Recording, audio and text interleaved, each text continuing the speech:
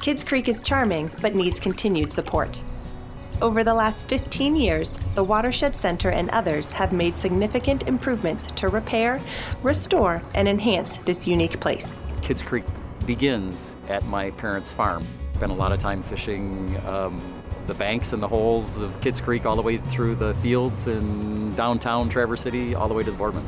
In 1972, when I was 11 years old, there was a big thunderstorm that washed a whole bunch of sand into Kids Creek from a construction project that was going on in the meadow south of town.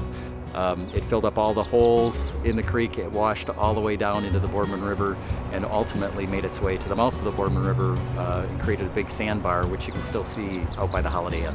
We've been working with Kids Creek for the past 15 years at the Watershed Center. It's a really important creek. It's an urban gem. It's located on the west side of Traverse City, and it's just filled with wildlife and fish, and it's a really great place for people in the city to come and take a little respite from the urban chaos that we have and just relax and enjoy the stream. Kids Creek is on the state impaired waters list because of basically too much stormwater that's getting into the creek. And that stormwater is negatively affecting aquatic insect populations. We call them macroinvertebrates. And if we don't have a very good macroinvertebrate population in the creek, you're not going to have a very good fish population.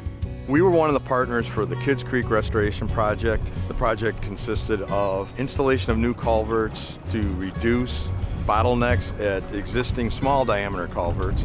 We installed riffles to help dissipate wave energy, and we enlarged floodplains and did seeding and plantings, all to reduce erosion, which has an effect on all downstream waters. My hope for Kids Creek is that it continues to improve due to the collaborative nature of the project and the involvement that the community has in really wanting to see this creek be restored. We have a lot of exciting projects coming up, from habitat restoration to fish passage, that's really going to make Kids Creek a better place for all to enjoy. We've come a long way, but there's still more to be done. In order to get Kids Creek delisted, we need your continued support and action.